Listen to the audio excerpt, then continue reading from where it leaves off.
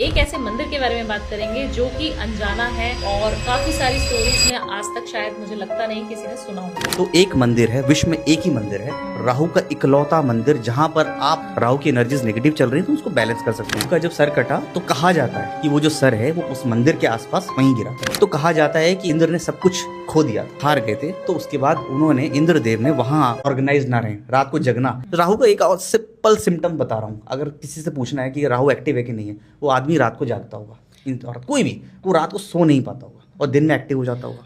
मुझे लगता है कि लोगों को समझना के साथ स्टार्ट करते हैं आज की कन्वर्सेशन और एक ऐसा अनदेखा अनसुना मंदिर जो कि कहाँ पर स्थित है। तो जो लोग भी राहु से ग्रसित हैं, जैसे हमने सिम्टम्स की बात करी कि लग रहा है राहु से आप पीड़ित हैं, आपकी कुंडली में आपने किसी एस्ट्रोलॉजर को दिखाया है और वो बोल रहे हैं कि राहु की आपकी दशा चल रही है, महादशा चल रही है और राहु आपका कमजोर है, तो एक मंदिर है, विश्व में एक ही मंदिर है, वो है उत्तराखंड में अल्मोड़ा में, और वो पैठानी गांव में। राहु का इकलौता मंदिर जहां पर आप अपने राहु को बैलेंस कर सकते हैं। राहु की एनर्जीज नेगेटिव चल रही है तो उसको बैलेंस कर सकते हैं। और बहुत सारी मिथोलॉजिकल स्टोरीज हैं, एक स्टोरी नहीं। का नाम क्या है?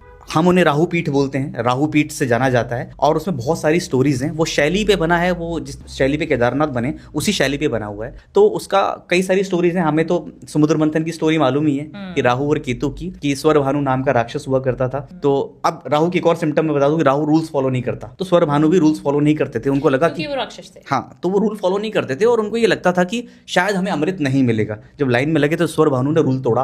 रूल तोड़ने के बाद वो जाकर लाइन में लगा, शॉर्टकट में देवताओं की लाइन में लग गया। वहां क्या हुआ, सूर्य और चंद्रमा ने चुगली कर दी, विष्णु जी को बता दिया। विष्णु जी तो मोहिनी अवतार में थे, तो उन्हें बता दिया कि सर ये तो गलत जगह लगा हुआ है, ये राक्षस है, ये राक्षस है। तो उसके बाद क्या हुआ, विष्णु जी ने फिर अपने सुदर्शन चक्र से स्वरभानु नामक राक्षस का वध कर दिया। हाँ, पर तब तक उन्होंने एक दो ड्रॉप्स अमृत की ऑलरेडी ग्रहण तब तक पी लिया था, पी लिया था और उनके अंदर वो शक्तियां जिनको हम देव अभी आज पूछते हैं, वो इसीलिए पूजा जाता है क्योंकि उन्होंने अमृत का पान कर चुके थे और वो अमर है जी। तो राहु का जब सर कटा तो कहा जाता है, ये भी एक स्टोरी है कि कहा जाता है कि वो जो सर है वो पैठानी गांव उस मंदिर के आसपास वहीं गिरा था। तो तब से वो मंदिर का निर्माण हुआ और कई सदियों पहले निर्माण हुआ है। तो निर्माण किया किसने? हाँ, तो स्टोरी मिथोलॉजी है ना, तो स्टोरीज भी बहुत सारी अपनी अपनी स्टोरीज हैं। तो अब क्या था कि जैसे जो मंदिर है, मंदिर में शिवलिंग है। अब शिवलिंग है तो क्यों है, कैसे है, तो शिवलिंग का जो है उसको शिवलिंग को बोलते हैं इंद्रेश्वर महादेव। तो कहा जाता है कि एक बार इंद्र ने सब कुछ खो दिया था, सब कुछ खो दिया था अपनी लाइफ में, हार गए थे। तो उसके बाद उन्होंने, इंद्रदेव ने वहां आकर पूजा की थी। और किसकी की थी? शिवलिंग, शिव जी को माना था, पूजा की थी, उनकी आराधना करी थी, शिव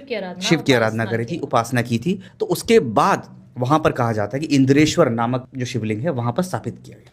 इसीलिए क्योंकि नाम से जानते हैं, और राहु देव का वहाँ कोई प्रतिबिंब इस तरीके से नहीं है, ऐसा कुछ नहीं है, ऐसा कुछ नहीं है। बट वहाँ पे जो है आपको शिवालय मिलेगा और वो बहुत पौराणिक है और बहुत मान्यता है उस शिवालय की। सो अगर किसी को वहाँ जाना है तो वहाँ पर आप जाएं, अंदर पूजा कीजिए, शिव की आराधना कीजिए और राहु की भी आराधना वहीं कीजिए। उसके बाद एक राहु की शिला है, नदी है, मंदिर के पास में एक नदी है, उसमें राहु शिला है। वो वहां जाकर लोग अपनी राहु जी को याद करते हैं और राहु जी की उपासना करते हैं। तो मुझे लगता है इस पूजा को करने से काफी सारे ग्रह बैलेंस हो जाते हैं। जैसे हम कहते हैं कि शिव, क्योंकि हमारे आराध्य भी शिव हैं और हम कोई भी कन्वर्सेशन शुरू करते हैं तो सबसे पहले हर हर महादेव से ही करते हैं। तो मुझे लगता है पंकज, कहीं ना कहीं हमें शिव ऐसा है, ऐसे भगवान है शिव जी जो आपको सारे ग्रहों को सॉर्ट करने का सिर्फ एकमात्र सोल्यूशन शिव जी में है। तो जब हम कभी शिवालय की पूजा भी करते हैं, अपने उपायों में भी बताते हैं, तो मुझे लगता है कि हम राहु को इतनी इंपॉर्टेंस इसीलिए देते हैं कि वो कहीं ना कहीं शिव भक्त भी थे। उन्होंने भी शिव जी की पूजा करी और काफी सारे देवताओं ने उनकी पूजा करी और सारे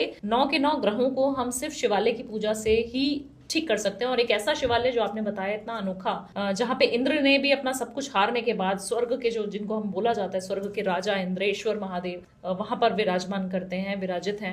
तो मुझे लगता है बहुत इंपॉर्टेंट है ये सब लोगों के लिए जानना। बिल्कुल, जैसे स्वर्ग की आपने बात करी तो एक और स्टोरी है। मैंने 2 स्टोरियां तो आपको बता दी हैं।